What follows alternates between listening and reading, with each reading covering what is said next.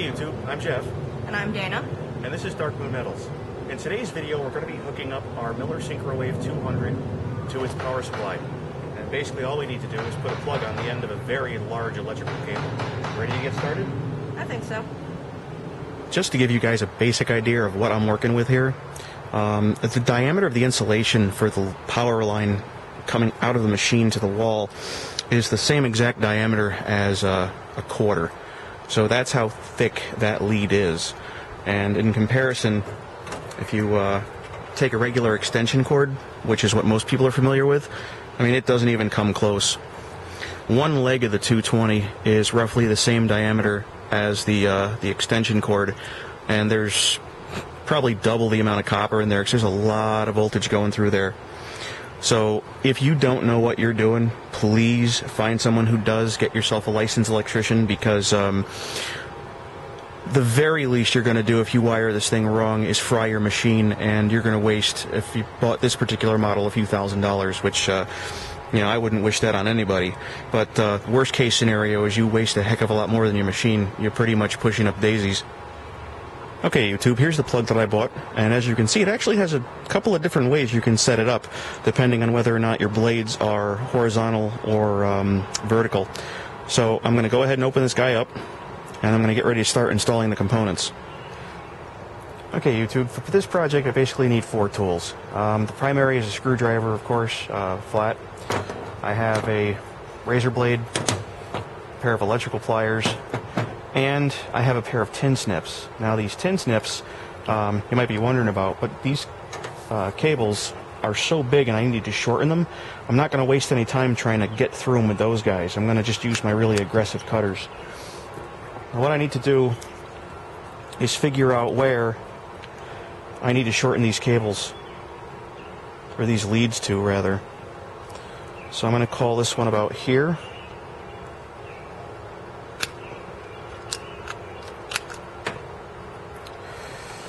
Call this one to about here.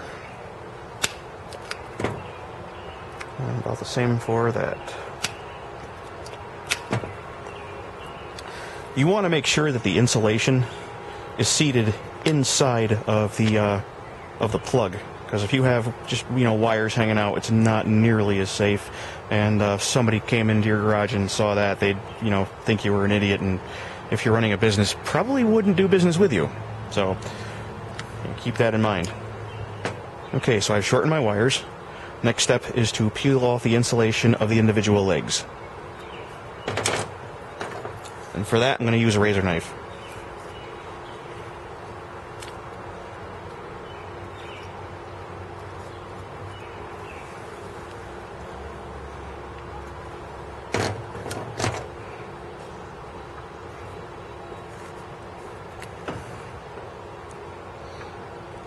Give it a twist.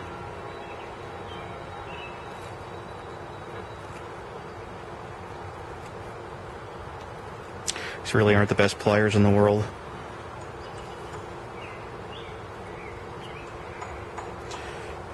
But that's pretty much what you're looking for. You want to do that to all 3. Next step is to actually put the blades on. I'm going to start off with the ground. The ground will always have a green screw, or at least it should.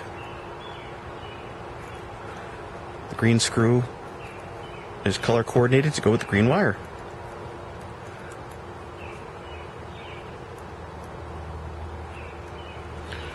And we're going to screw that down tight. Once you have all your blades on, you can go ahead and start assembling the plug itself.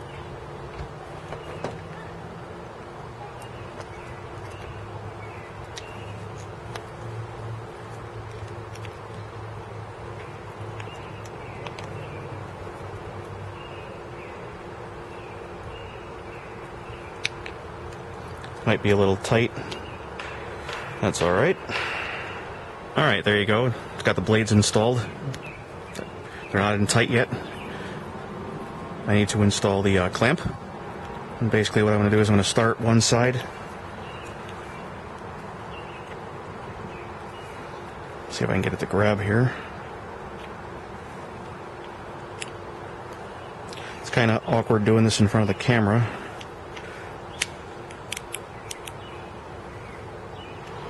Okay, I finally got that wrestled into place, and I actually had to reverse the position of this blade. I had it turned the other way. So now I can fit the back cover on. And when you put the back cover on, it should relatively just easily snap into place. So the seam closes. Basically, you want to get it so there's no seam showing, your blades are straight. And then to finish the job, all you need to do is put in the 4 screws, and you're ready to rock and roll.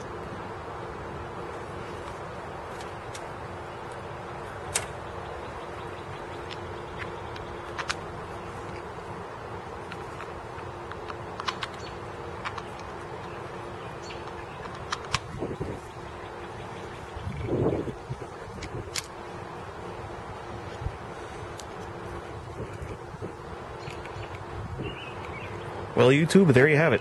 Time to go in the garage and give this guy a field test.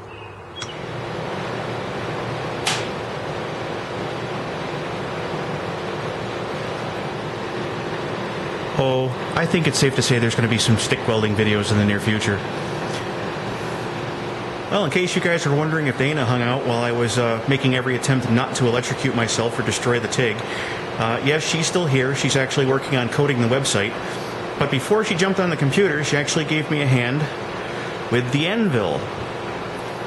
And as you can see, it turned out really nice. We cleaned it up. We put a fresh coat of paint on it. Not on the work surfaces, of course, but just on the sides to prevent it from rusting. And it's a beautiful piece. It makes a great addition to the shop.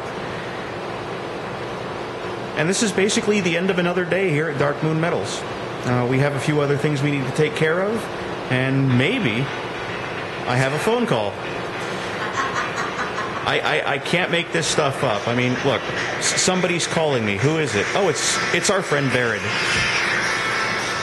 Well, for those of you who are wondering on the phone, this is our friend Verid, and Verid is another one of those artistically talented people. And I'm going to throw a couple of still shots in a bit that just show some of the wire working stuff that she does. But Verid is also the owner of the only hair rose, let me get my camera here, that I've ever made.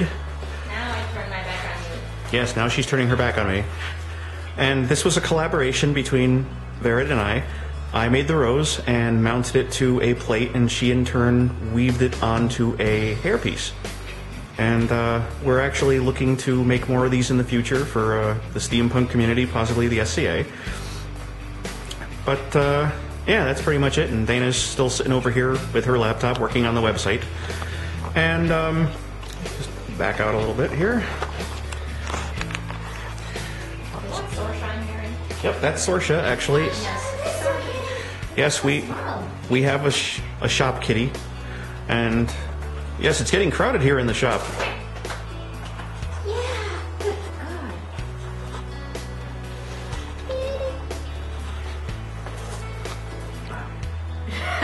Sorsha. Yep, this is Sorsha, my cat. She loves attention, in case you can't tell. Why did you name her Sorsha? I actually named her after the witch in the movie Willow.